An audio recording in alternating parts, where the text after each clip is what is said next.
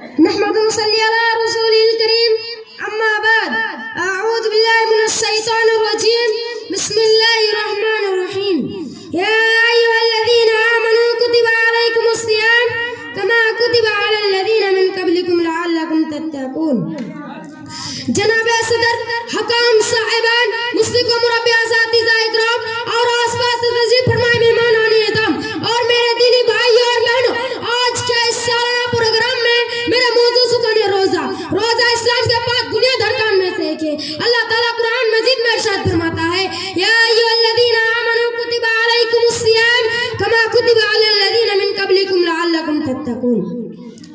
اے ایمان والو، تم پر روزہ رکھنا فرض کیا گئے جس طرح تم سے پہلے لوگوں پر فرض کیا گئے تھے تاکہ تم تقوی اختیار کرو۔ روزہ صرف بھوکا پیسہ رہنے کا نام نہیں بلکہ آنکھ، کان، زبان، دل اور تمام اعضاء کو گناہوں سے روکنے کا نام ہے۔ حضور صلی اللہ علیہ وسلم نے فرمایا جو شخص جھوٹ اور برے کام نہ چھوڑے تو اللہ کو اس کا بھوکا پیسہ رہنے کا کوئی ضرورت نہیں۔ بخاری۔ روزہ انسان میں صبر برداشت، نفس پر قابو اللہ سے کبر گناہوں سے نفرت پیدا کرتا ہے۔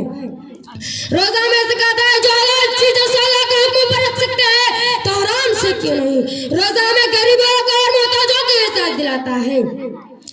نبی کریم صلی اللہ علیہ وسلم نے فرمایا جنت میں ایک دروازہ ہے جسے ریان کہتے ہیں، اس میں صرف روزے داری داخل ہوں گے۔ بخاری مسلم۔ حدیث قدسی میں ہے روزہ میرے لیے ہے اور میں اس کا بدلہ دوں گا۔ یہ روزے کی آگ میں سب سے بڑی دلیل ہے۔